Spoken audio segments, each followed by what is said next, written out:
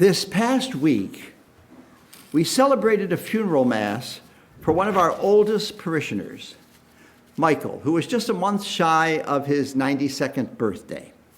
His great-nephew, a priest of this diocese, was here for the mass, and he said just before we began, "I haven't been in this church in a long time. I forgot how beautiful it is." His remark reminded me of the opening line of today's gospel. Some people were speaking about how the temple was adorned with costly stones and votive offerings. It is often the case with temples and churches that their beauty and grandeur can lift the mind and heart and help us feel connected to the divine. However, beautiful as these places are, unfortunately, they're all temporary. Jesus gives an apocalyptic warning to those admiring the temple's beauty in today's gospel, as well as to us, when he says, "All that you see here, the days will come when there will not be left a stone upon another stone that will not be thrown down." Does that mean we shouldn't bother trying to make things beautiful? Hardly. But perhaps rather we should prioritize our efforts and not neglect what is most important. And what is that exactly? Well, as I always say at our new parishioner welcome sessions, our church contains many beautiful things. The dazzling stained glass windows, the unique murals, the majestic pipe organ. But the most beautiful things of all are the people in the pews. With that in mind, I want to tell you the story of St. Joseph University Church. Not the church building, but the church, the people of God, the story of our parish community. St. Joseph University Parish is a marvelous faith community that is diverse and spirit-filled. I think our mission statement says it best. It says, St. Joseph University Parish is a diverse, progressive, spirit-filled Christian community where all, that's all capitalized, bold, and underlined, all are welcome to deepen their experience of faith, join in vibrant worship, share their talents, and live justly.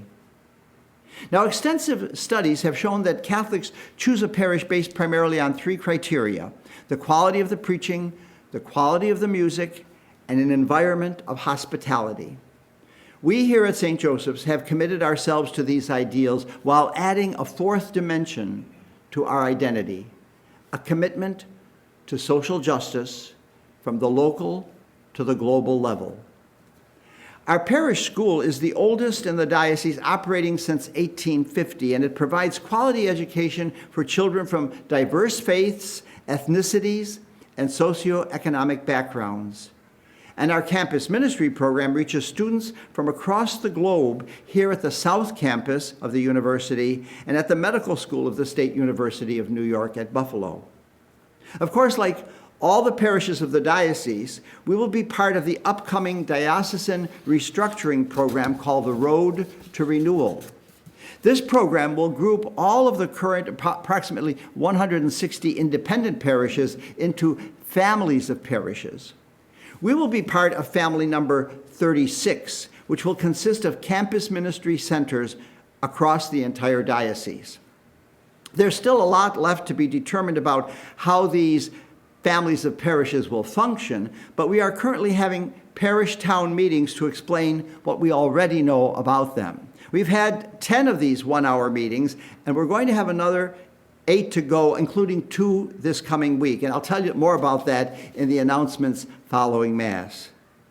Now, as we come to the end of the church year, it is our custom here at St. Joseph University Parish for me to give you our annual report for the last year. Now, don't reach for that remote if you're watching us on YouTube, and put down that mouse if you're online.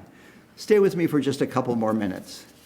In the past, I have often given you a one-page letter with the financials on the back, but this year our parish team has designed this really beautiful report telling you the story of our parish through this past year and of our hopes for the future. Our parishioners should have received your copy in the mail this past week, or if you're not on our mailing list, you can find it on our parish website. One of the blessings this past year has been knowing that we have been able to count on and sustain our mission because of your commitment. One of the strongest ways this happens is through our Commitment to Parish Life program. This program involves a commitment to our community through your prayer, participation in our ministries, and your financial support. Your generosity provided us with a steady stream of income through this difficult COVID time and helped us to maintain our many and diverse ministries. We hope that we can count on your continued support as we face the growing challenges ahead. Because this year has been different in so many ways, we wanted to take this opportunity not only to tell you the story of 21-22, but to thank you and recognize all the ways that you have truly made a tangible impact on our ability to continue to carry our mission forward despite all the challenges. Our thanks also extends to all of our virtual parishioners who join us for our online worship. Special thanks to the many of you who have taken the time to send wonderful messages, greetings, assurances of prayers, and yes, even financial support. We never anticipated the extent our online efforts would reach, and we are so grateful that you feel a part of our faith community. Thanks to all of you for being such generous stewards of God's gracious gifts. Thank you for all you are and all you do to make the mission of St. Joseph University Parish possible and to help our community not only survive, but thrive.